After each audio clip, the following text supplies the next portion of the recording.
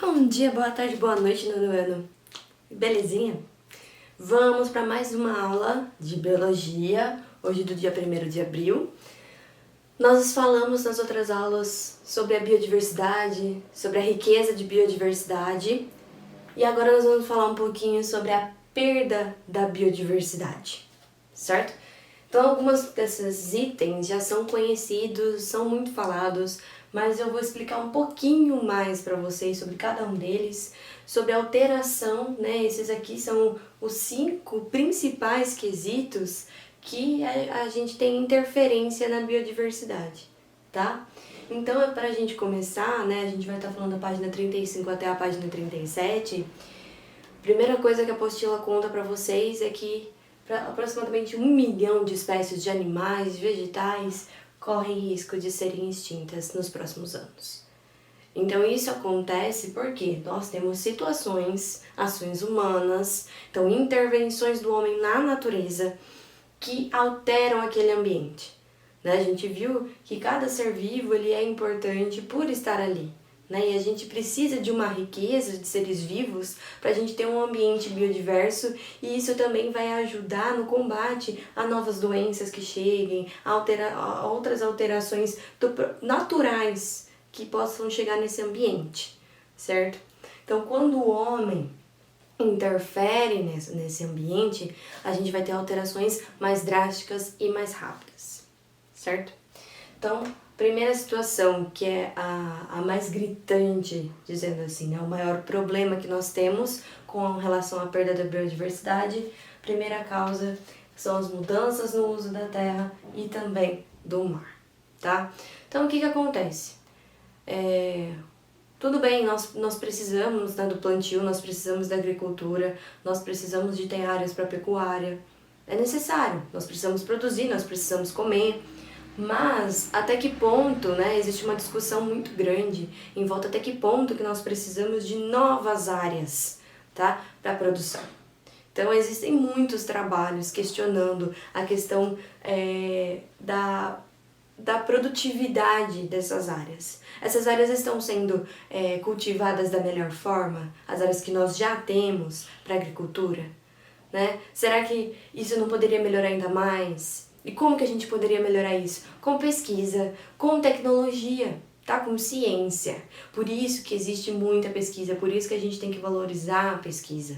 Porque apenas com a pesquisa a gente pode o quê? Acabar com essas mudanças de terra, com novas mudanças, deixar áreas de florestas intactas e aproveitar aquilo que já foi desmatado, aquilo que já está sendo aproveitado, né? Mas aproveitar isso da melhor forma. Quantas áreas que nós temos no Brasil, quantos pastos nós temos no Brasil que são improdutivos, certo? Então, esse é um quesito. A questão do mar também, da pesca predatória, né? Também jogar o esgoto diretamente no mar, não ter cuidado. Nós vimos, né, neste ano, a questão do petróleo, que não foi visto, não sabe de quem foi, o que está acontecendo. Altera todo o habitat, certo?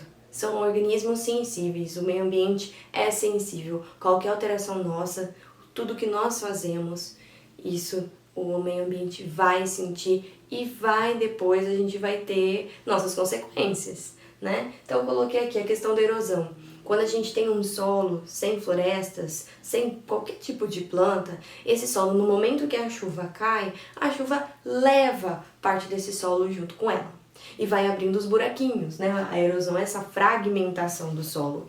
Então daí a chuva vai levando, né, o vento vai levando esses fragmentos junto com ele. E aí a partir do momento que esses fragmentos são levados, eles vão parar para algum lugar. Um dos principais locais que eles param, no rio. Aí a gente tem um assoreamento. Aí o canal do rio vai ficando menor.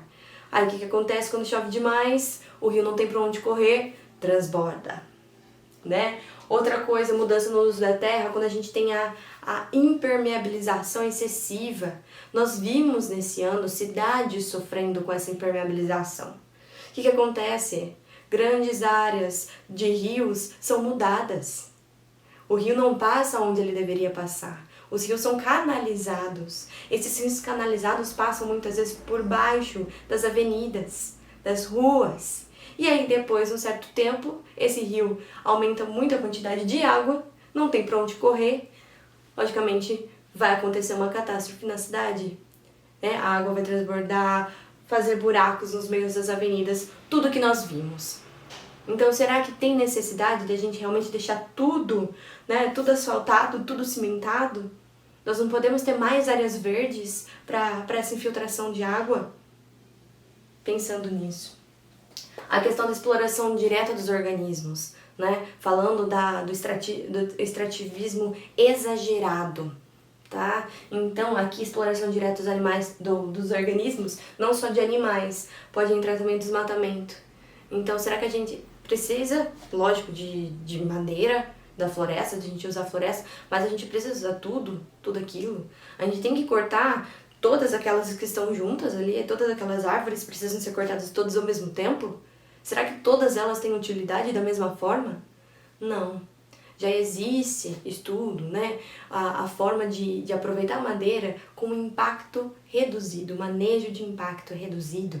Isso tem vários estudos, principalmente na Amazônia, de como fazer, como que a floresta vai reagir quando eu tiro apenas alguns indivíduos. Eu tiro com cuidado, eu aproveito a minha floresta da melhor forma, mas me importando com ela, cuidando dela, tá? Os seres vivos, né, os animais, falando de animais agora, da mesma forma, os peixes que eu vou aproveitar, que eu preciso, né, da pesca, eu preciso pescar todos.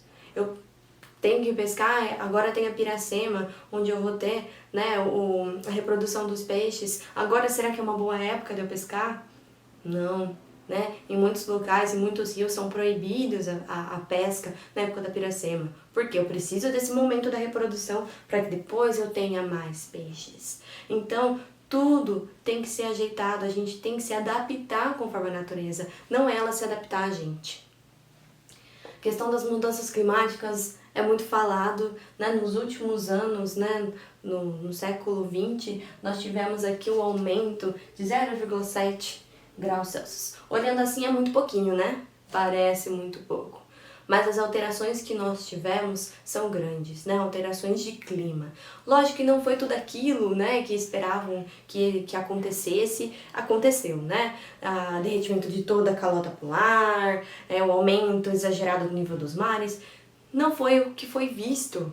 Mas mesmo assim, houve, pessoal, houve derretimento, continua havendo derretimento de calotas polares. Nós temos ainda, né, os mares, quantas vezes nós vemos alterações, né, no mar, o litoral sofrendo, né, com essa revolta do mar, do oceano. Isso está ligado com o aumento da temperatura global. Isso altera a sobrevivência dos seres vivos. Quais são os seres vivos que estão ali, a cadeia alimentar, né? O habitat desse ser vivo. Então, tudo é alterado. A poluição. A gente já comentou tanto, né, sobre poluição. Então, a gente tem, né, envio de rejeitos, né, de resíduos na água. Então, no esgoto, nas indústrias, as próprias casas, a gente jogar óleo, pessoal, não. O óleo ele tem que ser coletado separadamente, então a gente pensar nas pequenas coisas. O óleo tem que ser coletado separadamente, ele não pode ser jogado diretamente na água, tá? Ele vai prejudicar, além daquela vida que tá, das vidas que estão ali, prejudica o tratamento, prejudica nós mesmos. Poluição do ar, as fábricas, né, muitas indústrias, o próprio desmatamento, eliminando gás carbônico na atmosfera. Isso em excesso, com o gás carbônico em excesso e outras substâncias em excesso, nós temos aumento da temperatura global, né? O aquecimento global, que inclui aqui nas mudanças climáticas. Então, um está relacionado ao outro. Poluição do solo, se eu uso agrotóxicos de forma exagerada, se eu jogo lixos tóxicos na natureza, isso pode voltar contra mim. Os alimentos, nós precisamos da terra para obter os alimentos. Todas essas substâncias tóxicas vão voltar para os alimentos e podem nos intoxicar. Então é um ciclo, nós dependemos disso e a natureza também nos traz de volta. Então nós devemos pensar como agir com a natureza para assim termos essa recompensa dela, né? De uma forma positiva, pensando assim. A outra questão fala da invasão de espécies exóticas. Então, o que acontece muito, né? Trazer novas espécies para um ambiente que ela não existia. Isso vai surgir uma competição entre essas espécies, né? A gente pode ter competição, ou pode também, essa nova espécie que está chegando ali, ela não tem ninguém, não tem nenhum um outro ser vivo que vai se alimentar dela. Ela vai se reproduzir de forma crescente, e assim ela pode acabar com o alimento de outras espécies, ela pode dominar aquele ambiente, ter uma espécie só, e isso não é um ambiente que a gente deseja, né? Um ambiente de apenas uma espécie. A gente prioriza, a gente viu que o ideal é ter um ambiente rico, um ambiente biodiverso. E eu coloquei aqui também um outro detalhe sobre a fragmentação de habitats, que também fala na apostila de vocês. Então, a fragmentação é um problema que nós temos, que está incluído aqui nas mudanças do uso da terra, porque nós temos áreas de florestas, só que muitas vezes eu quero passar uma estrada por essa floresta, bem naquele local, ou uma área, né, uma fazenda, e vai ser dividida e eu quero usar parte dessa área para alguma coisa, né? Então eu acabo rompendo, eu acabo fragmentando, deixando, ao invés de uma floresta grande, eu deixando em pequenos pedacinhos, certo? O problema desses pequenos pedacinhos, desses fragmentos, é o efeito de borda. Porque, imagina, eu tenho uma área de floresta, toda bonita, né? Em volta dessa floresta, eu tenho apenas grama, tenho apenas boi ali, certo? Ou posso ter só a cidade. Vamos dar um exemplo também. Posso ter cidade em volta dessa floresta. As árvores que estão no entorno, estão exatamente na borda, essas árvores de borda, elas sofrem um impacto muito maior. Por quê? Elas têm que lidar com mais seres vivos que estão chegando próximo dela, então pode causar, o índice de doenças vai ser muito maior.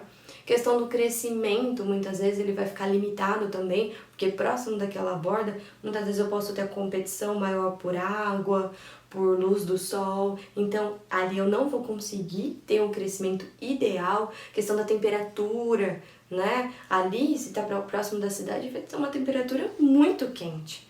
E às vezes essa espécie precisa de um ambiente mais úmido, certo? Então tem uma competição maior. Outras espécies também podem se aproveitar e crescer nesse entorno. E aí prejudicam o crescimento das árvores, né? No caso daquelas plantas trepadeiras, de lianas, tem algumas que começam a crescer demais nessa borda e elas impedem que as árvores façam fotossíntese, que as árvores cresçam, né? Então tem vários índices, né, que eles veem as espécies que eu tenho nesse fragmento para ver como que está acontecendo esse efeito de borda.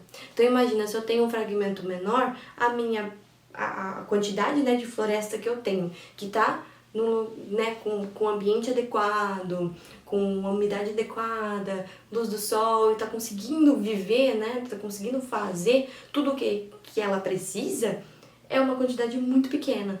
Então, quanto menor meu fragmento, maior esse efeito de borda, porque todo ao redor vai sofrer todas as pressões que o meio externo faz sobre essa floresta. Ok? Leia também a apostila, tá? Na apostila tá bem explicadinho, lá na página 35 a 37. Aproveitem para fazer a leitura também. E façam os exercícios do 11 ao 15 lá da página 41. Certinho? Beijos, até mais!